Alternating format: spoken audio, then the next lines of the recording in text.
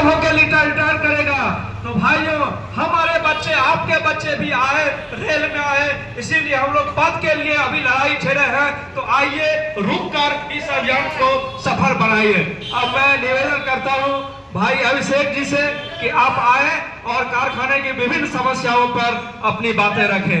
भाई अभिषेक जी। आपके अध्यक्ष महोदय, हमारे सचिव महोदय, हमारे यूनियन के तमाम लीडर एवं कामगार साथी, आपको पता होना चाहिए कि ईस्टर्न रेलवे मेंस यूनियन समय समय पर अपनी कार्य विधि को आपके बीच लाती है। क्यों जरूरत पड़ गई आज हमें गेट मीटिंग करने की? साथ आपको समझना होगा गेट मीटिंग क्यों। कारखाना में जो भी समस्या है उस समस्या को लेके ईस्टर्न रेलवे मेंस यूनियन सतत प्रयास करती है और आपकी समस्या का समाधान के लिए ईस्टर्न रेलवे मेंस यूनियन रात से दिन तक खड़ी रहती है। साथियों, आज विषम परिस्थिति हो गई है। हमारे पुराने साथियों ने आपको बताया कि हमारे यहाँ ग्रुप डी की एक भी वैकेंसी इस ईयर में नहीं देने जा रही है। अब अगर ग्रुप डी की वैकेंसी नहीं आएगी तो टेक्नीशियन कहाँ से बनेगा, क्लर्क कहाँ से बनेगा, जेई कहाँ से बनेगा। कारखाना का स्ट्रेंथ दिन प्रतिदिन काटते जा रहा है, 3% कटलमेंट प्रत्येक ईयर करते जा रहा है। तो साथियों, ये विषम परिस्थिति है। इस पूरे बिहार की दूसरी नंबर जीडीपी हमारे जमालपुर की और मुंगेर की धरती है। इसको समझना होगा क्यों जीडीपी है। जीडीपी हमारे इस कारखाने से बढ़ा हुआ है। साथियों, इस जीडीपी को देखना होगा। हमारे जो दुकानदार भाई है उनको भी समझना होगा कि सरकार ने हमारे कारखाना को 40% हमारे यहाँ जो साथी आ गए हैं ठेकेदार के मजदूर, वो देखिए क्या उनका बच्चा 6000 रुपये में वो अपना बच्चा को सही शिक्षा दे पाएगा? साथी, नहीं दे पाएगा। वो अपना हॉस्पिटल दे पाएगा? नहीं दे पाएगा। किताब नहीं खरीद पाएगा। आपको सोचना होगा कि हमारे यहाँ परमानेंट लेबर हो। परमानेंट लेबर लाने के लिए आपकी जरूरत है, आपकी संघर्ष की जरूरत है। जब तक आप संघर्ष करेंगे साथियों, तब तक आपको जो है परमानेंट लेबर नहीं मिलने वाला।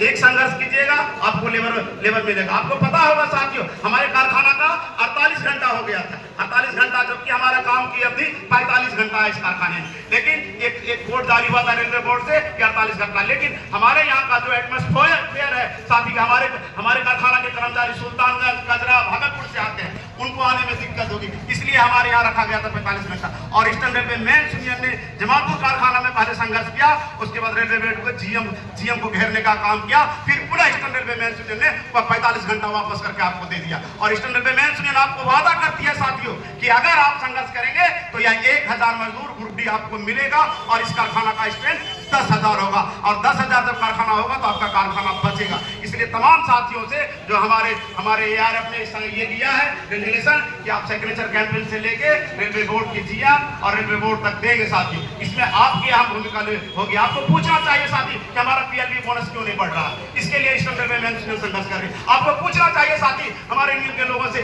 हमारा पे कमीशन क्या होगा। तो आपको बताना चाहते हैं इस गेट मीटिंग के साथियों, हमारा सिंह गोपाल मिश्रा जी ने कहा है साथियों कि हमारा फिटमेंट फैक्टर जो है 3.83 होना चाहिए, उससे कम नहीं होना चाहिए। क्यों होना चाहिए, इसके लिए भी आपको जानकारी मैं इस गेट मीटिंग से देना चाह रहा हूं साथियों कि हमारा अभी तक यूनिट 4 यूनिट है, लेकिन हमारे माता पिता भी जिंदा है साथियों, उनकी भी मेडिकल फैसिलिटी होनी चाहिए, जो कि हमारे रेलवे में अभी नहीं है। वह भी हमारे पैसे से ही पाते हैं। तो हमारा यूनियन का मानना है कि हमारे पिताजी को भी मेडिकल फैसिलिटी मिले और हमारा 4 यूनिट से बढ़ाकर 1 यूनिट माता पिता को भी जोड़ के 5 यूनिट दे, और 5 यूनिट होगा तब हमारा फिटमेंट फैक्टर 3.83 होगा।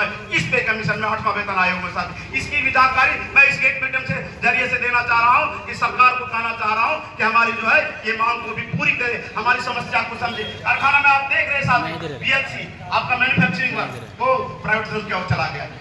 मैन्युफैक्चरिंग वर्क सरकार देना नहीं चाहती है। क्यों नहीं देना चाहती है भाई? कुशल कारीगर हम हैं, हमको तो देना चाहिए। अब प्राइवेट से करा रहे हैं, सीधे प्राइवेट फॉरेन डायरेक्ट इन्वेस्टमेंट के लिए देवराय कमेटी के रिपोर्ट पर सरकार ने लागू कर दिया। इसके लिए आप अगर संघर्ष नहीं करेंगे, टुकड़े टुकड़े में बटे रहेंगे साथियों, तो उसमें क्या होगा? आप संघर्ष कीजिएगा तब सरकार मानेगा। अभी आपने वर्तमान समय में नीट की देखी हो, कितना बड़ा आंदोलन हुआ, तब सरकार मानी और सरकार ने तब आप उनको फैसला मिला था। तो आपको भी इसी तरह रोड पे उतरना होगा, संघर्ष करना होगा, गेट मीटिंग करना होगा, धरना देना होगा, प्रदर्शन देना होगा, तब आपकी सारी मांगों को मिलेगा और कारखाना में जो मूलभूत सुविधा आपको होनी चाहिए वह मिलेगा। नहीं तो दिन प्रतिदिन आपकी सुविधा में कटौती होती जाएगी और आप यूं ही चलते चलते चले जाएंगे, टुकड़े टुकड़े में बटे रहेंगे। कोई साथी सुन रहे हैं, कोई साथी नहीं जाने क्या मतलब। लेकिन आप आने वाली पीढ़ी के लिए जरूर लड़िए। आप कारखाना में आ गए, लेकिन आपकी पीढ़ी जब यह कारखाना रहेगा तो आपका पीढ़ी आएगा, आपका बच्चा होगा और इस शहर का विकास होगा। इस शहर और इस कारखाना बचाने के लिए एक जहन में जरूर जज्बा पालिए कि हम आ गए तो क्या हमारे बच्चे भी इस कारखाने में जरूर आए। इस बात की चर्चा